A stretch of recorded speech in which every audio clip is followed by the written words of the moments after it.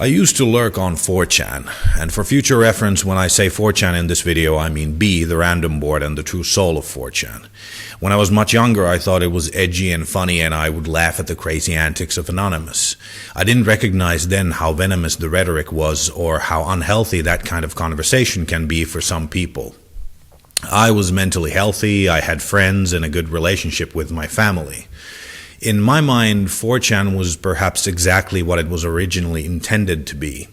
An experiment on how free speech works when there are no rules or limitations to what can be said or what kinds of images can be posted. Just a bit of harmless fun, not as tame or lame as the more mainstream sites that would spawn from the memes that originated from 4chan, like the Cheeseburger Network, which was basically 4chan's Catterday meme monetized.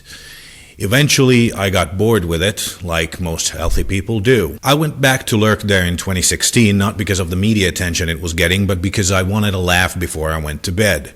Say what you will about the content on 4chan, sometimes, not often, but sometimes, those creeps can be pretty damn funny. I stopped lurking after a while though, because I decided that I don't need that shit in my life. I'm not sure if this site was always like that, probably, but at least now I saw it as a repetitive and uninteresting pool of sadness. A few different types of threads would pop up over and over again. Sexy pictures of celebrities, sexy pictures of non-celebrities, pictures of dicks, and different variations of these. Then there was this new thing that never existed on 4chan before: politics. 4chan doesn't really take part in civil conversation dominated by facts or even opinions, but just hateful and partisan name-calling. There have been plenty of articles and videos about how Milo Yiannopoulos managed to harness the power of Anonymous for his own purposes, about Pepe the Frog, the 2016 election, and the big picture of it all. I'm not going to talk about that because that's redundant. What I want to talk about is the people doing the shitposting. I feel I have a somewhat unique perspective to this subject, as I've actually spent a lot of time lurking on the site, both before politics took over and after it. I even have some sympathy for the people who the mainstream media has largely demonized. I know them. I'm not saying they're not the festering boil of the internet. They are. I'm just saying that there's a reason why they exist. Before simply shitting on the people who shit on everything, we should perhaps try to understand why a person goes on 4chan. How they can be in this day and age so racist, so misogynistic, so filled with hate that they're willing to spend their time tweeting racist and homophobic shit at people they don't know. It always starts out as just some fun. It's fun to get to say things you're not allowed to say out in the real world, even if it's not something you believe. Because these people are predominantly straight white boys, those things are typically racial slurs, homophobic rhetoric, misogyny, and absurd claims about a Jewish conspiracy, the truth about 9/11, or some other dumb shit. I'm not saying it's not wrong and inexcusable. I'm saying it's understandable. I love saying outlandish shit I don't believe when I'm around my friends. I try not to be hateful, but I can see how those lines get blurred really quickly when everyone is anonymous. Normal people, even after being exposed to the kind of hate speech that absolute free speech and the cover of anonymity facilitate, don't get their worldviews twisted.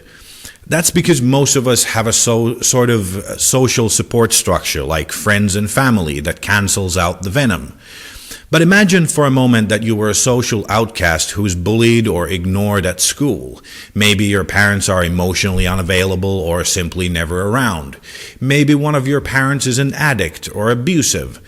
That community of monsters may be the only group that accepts you, even if they don't know your name and don't care about you. They support your nihilistic worldview. They celebrate your hate.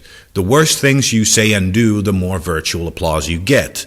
It's very easy for a weak person who feels like society has abandoned them to identify with a community of like-minded social outcasts. Just like how addiction isn't a problem with substances, but a social problem, free speech isn't what creates the hate machine. The problem is a society that tells straight white boys that they are entitled to everything, from money and sex to the respect of their peers.